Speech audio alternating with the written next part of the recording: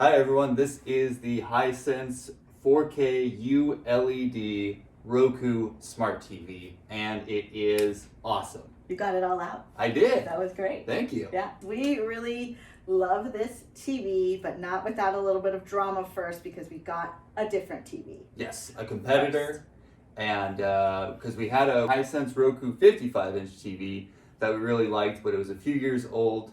So we wanted something newer and something a little bit bigger. So we got a competitor TV, but we were not happy at all. We missed having our Roku. We missed the picture quality of the Hisense, the ease at which you're able to display and use the Roku menu. And so we ended up getting this 65-inch Roku. It's excellent. I'm really glad that we decided to go back to a Hisense. Before the last Hisense that we had, I'd never heard of this brand. Mm-hmm. So I was a little wary about it. But after having that one for a couple of years and it was excellent, we had no real reason to try to go to a different brand. We just wanted to try a different brand. Yeah. And ended up coming back to this. So if that tells you anything, this is a very good TV. When we were looking at this TV online, the thing that really drew me to it were the bezel. Bezel or bevel? It's bezel. The bezel. The bezel is very thin. I really liked that. So, you know, for the TV, there's max amount of TV for the like physical space that the TV takes up. Yeah. So that was important to me. And it looked really nice. And then I love the feet on this. You can also mount it to the wall if you have the right mount. But I just really like this thin, low profile, sleek stand. It's not like a big chunky stand. They're not like feet that take up too much space. They're really low profile and they look sleek. And they're sturdy. They are sturdy. Yeah. The TV also comes with 4 HDMI ports, which is amazing. I think our last one had 2, and we'd have to kind of like switch, you know, whatever we had because, you know, we had more than 2 devices. So this allows for up to 4 HDMI ports at the same time. And what's great is that it recognizes what's in the ports as well. Which is so cool because you're like, wait, is my Nintendo on 1? Is it on 2? Is it on 3? Or is it on 4? Right, that used to be how it was, where you're just like scroll through all of the HDMI channels to see which one it is. Now you just know exactly which one it is. It's so cool. And if it doesn't recognize it, say it's an older device that doesn't have that, I believe you can come in and edit it.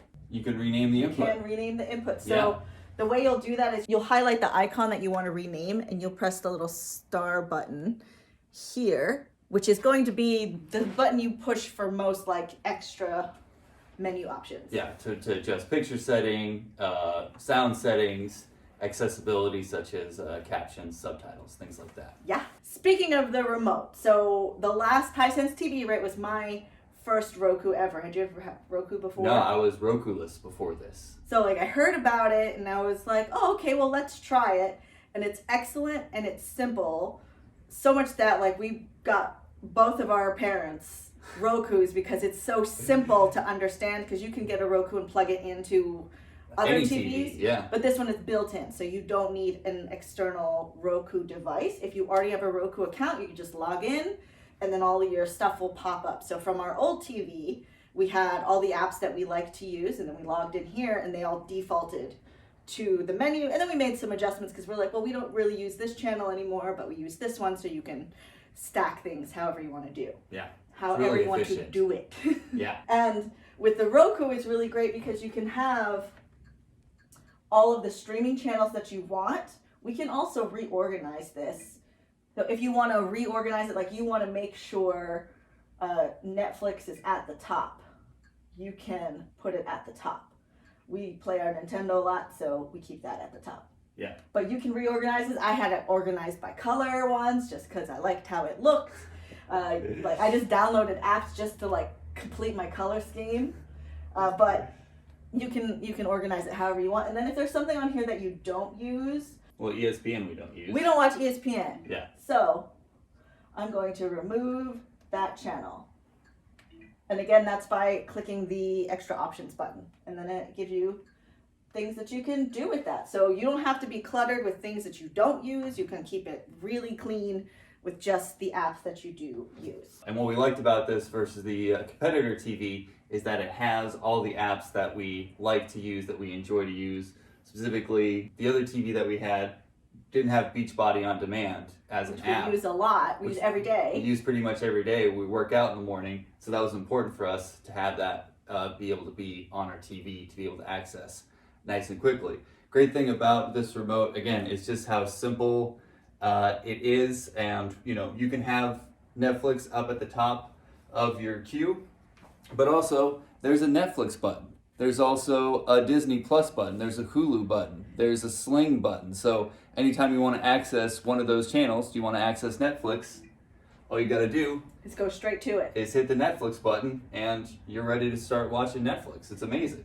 Now, with different remotes and different Rokus, the buttons may be different. I'm not sure how they do licensing with that. So your TV may or may not have the exact set of buttons. Yeah. And unfortunately, you cannot reprogram them. I have looked into it. I have tried. It's not a thing. So it's going to be most likely the higher profile streaming channels that, the most popular ones.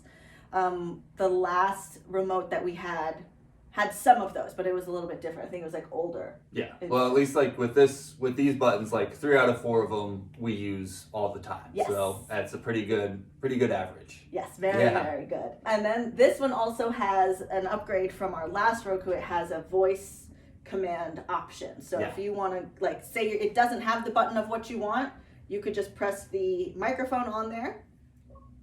Open Amazon Prime. And then it will do its thing. What? Look at that! Just by talking into it. Isn't that amazing? So that can work for apps, or you can look up movies from a specific performer. You can look up a show, and it's going to tell you where that show might be available. That if you want to find out like all the Bruce Willis things, you can say Bruce Willis. Let's give it a try, and it should bring up all of his movies. Bruce Willis movies.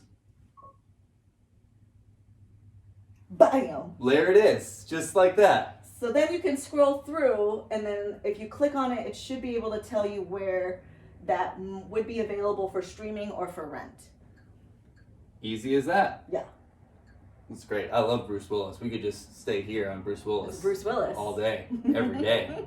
So of course with any TV, the most important thing is just how does it look and how does it sound, and this looks and sounds amazing. Yeah, this has Dolby Vision and Atmos, so the quality of the picture and the sound quality are both really excellent. We had considered getting a sound bar, but after plugging this TV and just like hearing how the sound comes out of it, we felt like a sound bar would be just overkill. We're really happy with how it looks and sounds. Out of the box, it was super easy to set up. It just was a matter of getting the feet in there, plugging in the power cable, and then any of the accessories that we wanted to plug in. We actually have our internet hardwired into it, so it has the best internet all the time, but you can connect it to Wi-Fi if you don't have a way to hardwire it. The TV is also Alexa compatible, so you can hook it up to your Echo Dots.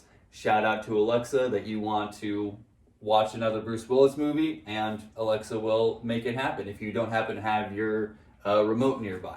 So, and I believe that's something you set up in the Alexa app, not on the TV necessarily, but it will work as like a voice activated magical thingamabob. Right, that you can also not only just find channels, start watching, you can also turn the TV on and off just by shouting out to your homegirl Alexa. Mm-hmm. I really like this TV, so if you're in the market for a larger TV, then I really do think a Hisense is a good option because it's not like the highest Hisense, so they're not the most expensive.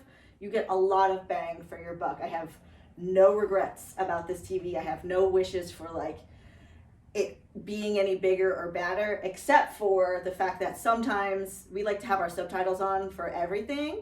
And sometimes when you reset, like you turn the TV off and turn it back on, it'll reset to default no subtitles, which I really wish we could just default to like just always give us the subtitles. Yeah. But the other TV that we tried like had much more issues of things that would go back to default that we hated. So I can handle this. Yeah, we can hang with that for yes. sure. Yeah, this is a great quality TV, and I'm really happy that like when we chose to upgrade, we decided to just go with the same Hisense Roku TV, just 10 inches bigger. And like we use this every day, and we love to watch movies, watch TV, and play all our favorite video games here on this TV. And the old Hisense that we have is still working. We just gave it to my sister, and Right. she loves it. It has no problems. It was like gave us no issues. So we just needed a bigger TV. Exactly. It's good. You should definitely check it out. That's gonna be your screenshot. That's the screenshot.